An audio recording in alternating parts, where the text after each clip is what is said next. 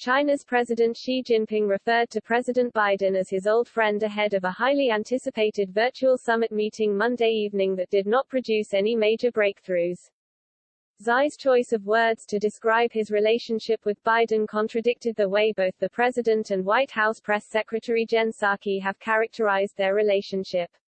Biden has touted his rapport with Xi as an advantage during increasingly fraught diplomatic dealings between the U.S. and China, even as he has disputed the idea they are friends. "It's the first time for us to meet virtually. Although it's not as good as a face-to-face meeting, I'm very happy to see my old friend," Xi said through a translator at the start of the meeting. Biden has claimed on multiple occasions to have traveled 17,000 miles with Xi during his time as vice president in the Obama administration. But the president bristled during a June press conference when Fox News' Peter Doocy asked if Biden would call Xi old friend to demand China's cooperation with efforts to investigate the origins of COVID-19. "Let's get something straight, we know each other well, we're not old friends," Biden said. "It's just pure business."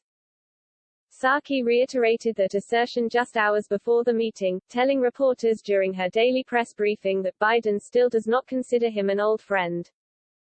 The White House set low expectations for the meeting, and no major announcements or even a joint statement were delivered. Still, White House officials said the two leaders had a substantive exchange. Both Biden and Xi spoke of clear communication as the key to long-term diplomatic relations. Right now, both China and the United States are at critical stages of development, and humanity lives in a global village, and we face multiple challenges together, Xi said. Biden called for the establishment of common-sense guardrails to prevent disputes from escalating to conflict and for collaboration on climate change and other vital global issues. All countries need to play by the same rules of the road. It's why the United States is always going to stand up for our interests and values and those of our allies and partners.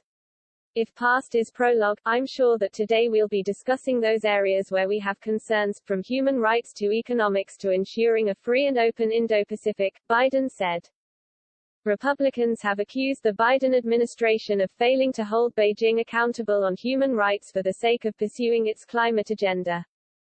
As he turns a blind eye to human rights atrocities to pursue his political agenda, Biden has allowed China to threaten American security and our allies' sovereignty, while undermining the advancement of freedom across the globe, the Republican National Committee said in a statement shortly before the start of the leaders' meeting. Attendees of the summit meeting included members of Biden's cabinet, including Secretary of State Tony Blinken and Treasury Secretary Janet Yellen, as well as Xi's closest government advisors.